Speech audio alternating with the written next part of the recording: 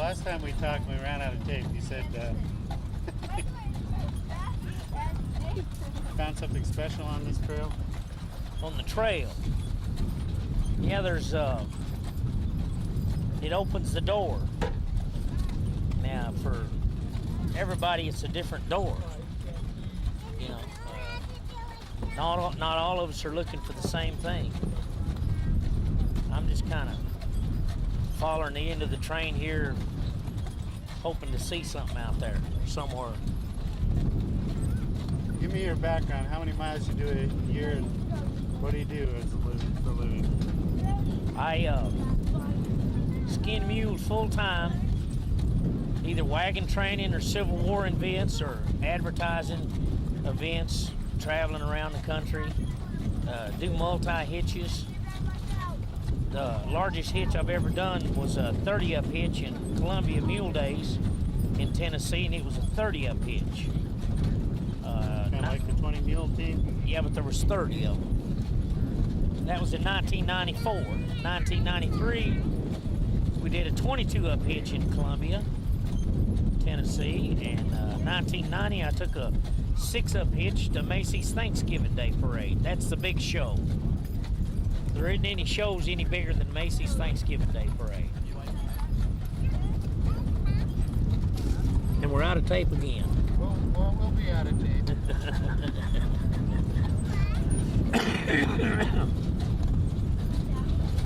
But I average about 3,000 to 3,500 miles a year traveling by wagon and mules. I, on the average, work 3 weekends a month at some kind of event in the eastern United States, from New York State to Florida, and as far west as the Mississippi River. This is the first year that I've came west with a wagon train. But I'm familiar with the West. I spent a lot of years out here in Wyoming and Utah and Nevada back during the oil boom in the late 70s, early 80s. That's when it was truly boom towns, just like you'd see in the movies. History. You got family? Yeah, I've got 4 children and a couple of ex-wives, but I'm a single man now and have been since '86. It's a lot easier that way. Is it harder on the trail for to be married? Yeah, women don't hold up well on the trail. They like the hot showers and the Holiday Inns. It gets cold at night. They have to get up and go to the porta potty and all that. And, you know, it's just not made for women.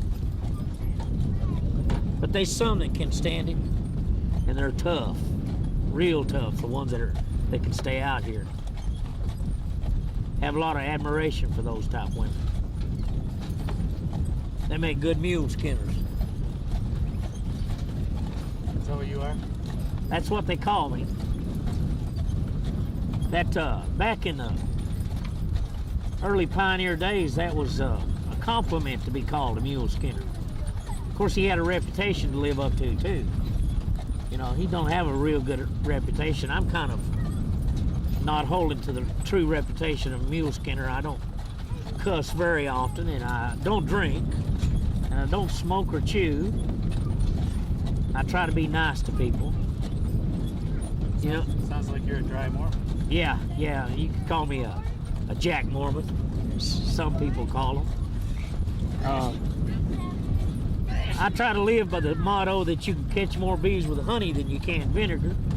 But I have been known to dip up a little vinegar every once in a while. Tape chain. Tape chain. Out on here on the trail is, as you go by people standing along the wayside, and if you look in their eyes, you can see a longing. They all want to go somewhere, but they're just not willing to jump out the window and go. They've got something holding them back, and you know, most of the lives that you touch, it stays with them, and you can hear later years on, I've heard later people say that they saw me somewhere down the road and they say, oh man, I wished I would have done that, or I wish I'd have got in there and rode with you, or I'd love to do that, you know. And I tell them, well, it's real simple. You can only cry a little while after you've done something that you wanted to do and you had to give something up in order to do it. But after you've done it, you've always got that memory, you know, and you don't have to say to yourself, I wished I would have done that. You've done it, and you've got the satisfaction of rolling the tape back through your mind. The visual effects are there, and most of the people that I've ever met that's done that, when they start telling you about it, you can see the smile across their faces. You know, and that's what it's all about anyway. If you can't smile, you're missing a whole lot. We just got one shot at this trip. You know, I certainly would hate to come back and try to do it over. Well, you've done a lot of trails. What personally have you discovered off of this trail? Well, the people. These people, Mormon people, they're really good people. They're kind-hearted. 99.9% of them have got everything they say is positive, or they try to be positive. And if they're not positive, it don't take them but just a few seconds. They turn it around, you know. And they don't peddle religion. They're not trying to sell you any bill of goods. They're providing an example for you to see, you know. It's more of a follow me, watch how I do. I'm setting a good example for you. Maybe you'd like to have some of this that I have, some of the peace and serenity, tranquility that these people have. I've never met a so-called bad Mormon. They've all been good people, and I've known a lot of them. There's some good ones on here. I like them all.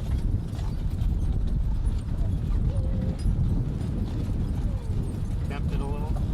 Tempted? Yeah. Oh. You don't want to get me to lying now, do you? Sure, temptation's around anywhere you look. No, I mean,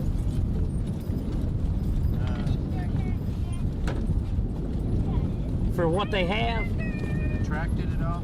yeah, it's attractive. But you know, I've watched this religion a long time. I first encountered it back in the late 70s in Salt Lake City, and I was impressed by it then. I guess one of these days I'll find. Let me rephrase that. I've already found my spirituality. I've seen some divine interventions in my time and some miracles, and you know, I don't put a label on it. I just kind of call it a higher power and go with that. Where have you found it? Where'd I find it? Now you're gonna ask them. Well, I found it through a 12-step program called Alcoholics Anonymous over 16 years ago. I used to be pretty bad to drink, carouse, and you know, I was a true mule skinner back then, living the reputation, but I had divine intervention, and ever since then I've been trying to live the straight and narrow. Any divine intervention on being on this train? Oh yeah. I've seen some people change. They have seen the white elephant, as we call it sometimes. Some people call it God. It's a transformation that people make when they have spiritual intervention. You know, nothing else they're longing and reaching out for something, and God comes down and touches their lives, their souls. It's happened here. It'll continue to happen all across the trail. Never been on a trail yet that it didn't happen. This trail here will change people's lives forever.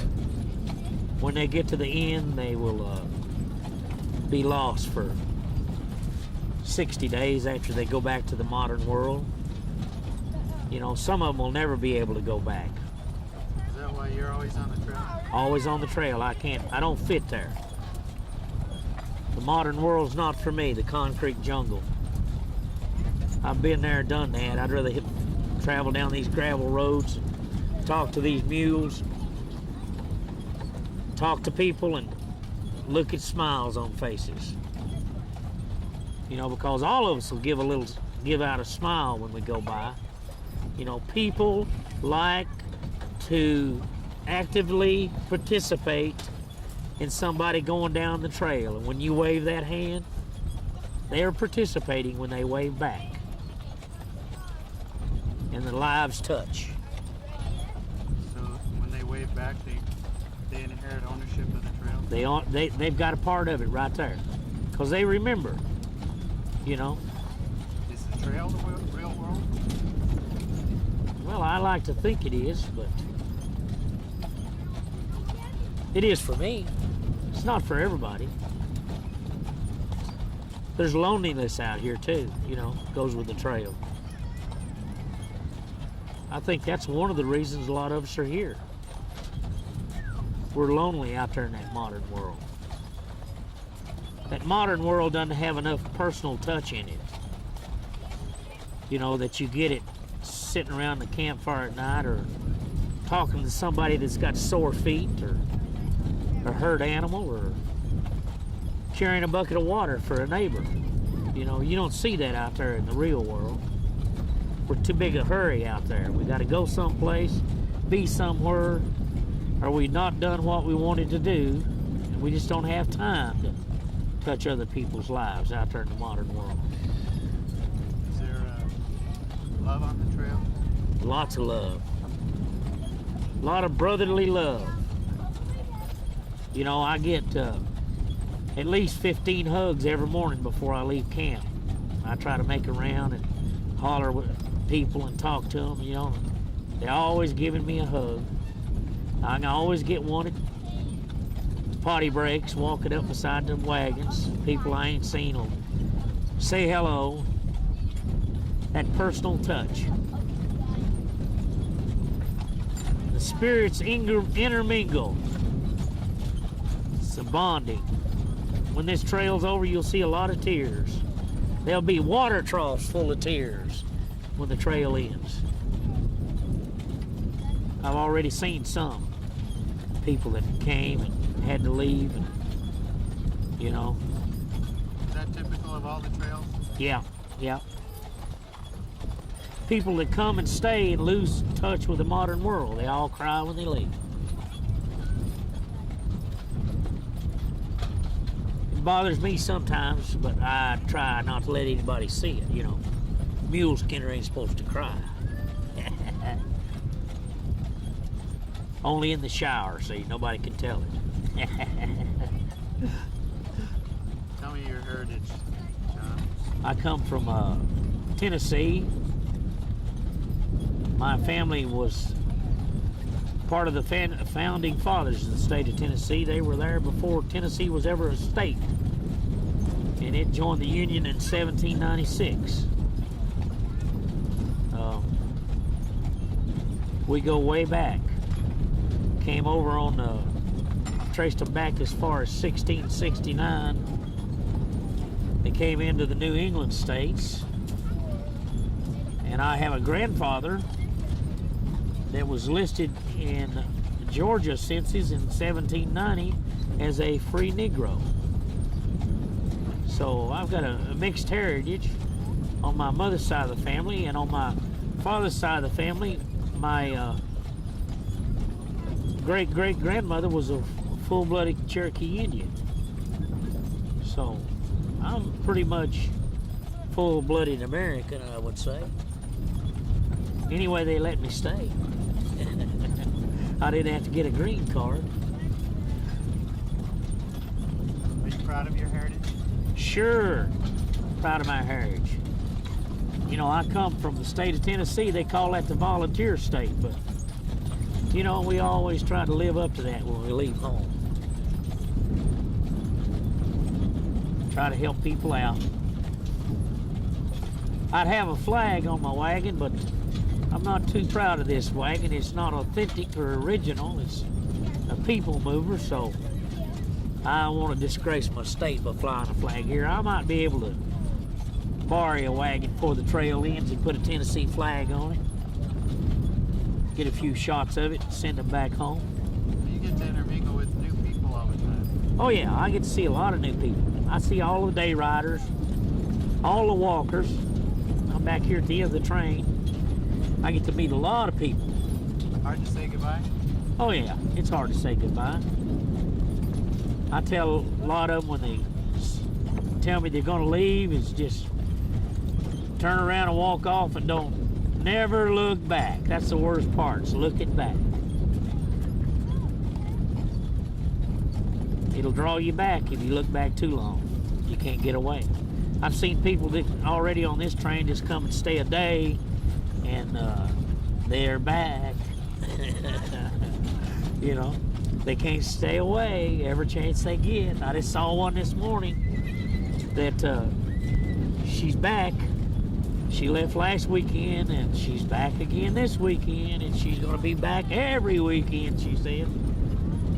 She's got her daughter, she's 14 years old. They're back there pulling hand carts, you know, smiling and laughing and enjoying life. If people really knew what happens here on the trail, you'd have to beat them up with a stick. You'd have a crowd control you wouldn't believe. You could not, people don't know what it's like to be out here until they've been here. And if they really knew what went on these trains and the serenity that it brings to your life, we'd have to have the National Guard out here to take care of us. This train would be 100,000 people. It would be like the Woodstock of '69, you know. It would be a real migration if they just come out and participate. Saw some of it, you know.